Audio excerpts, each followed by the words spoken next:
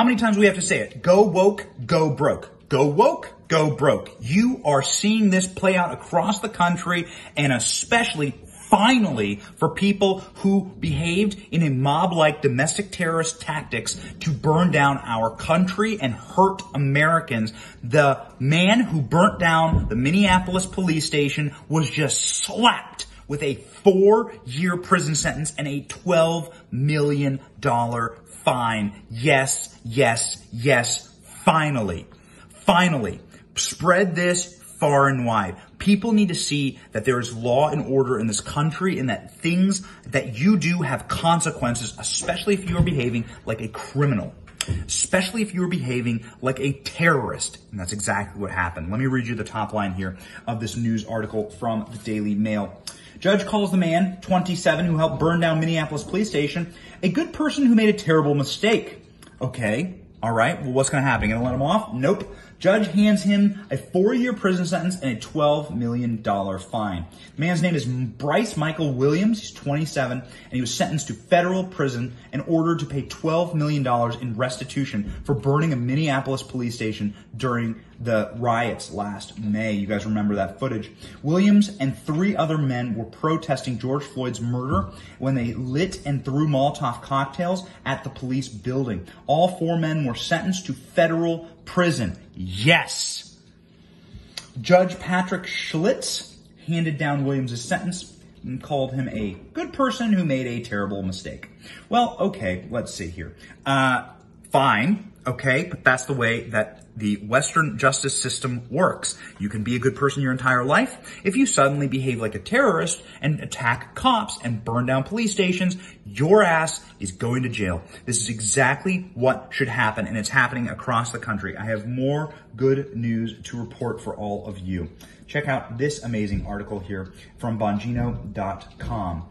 20 suspected Antifa rioters charged in Portland after DA changed his mind about enforcement. So here we have people in Portland who have been able to run rampant and destroy the city under Trump. Okay, obviously when Trump was president, they wanted everything to burn. Now suddenly they're realizing, this isn't really tenable. In Portland, businesses said, we will move out of the downtown area forever unless you start enforcing the law, and they listened. Get a load of this. Portland has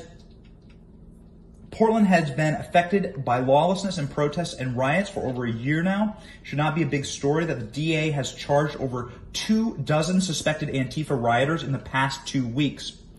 These riots have continued for many, many months in Multnomah County. Mike Schmidt is the DA, and he has been enabling the riots by not prosecuting them. Well, times have changed.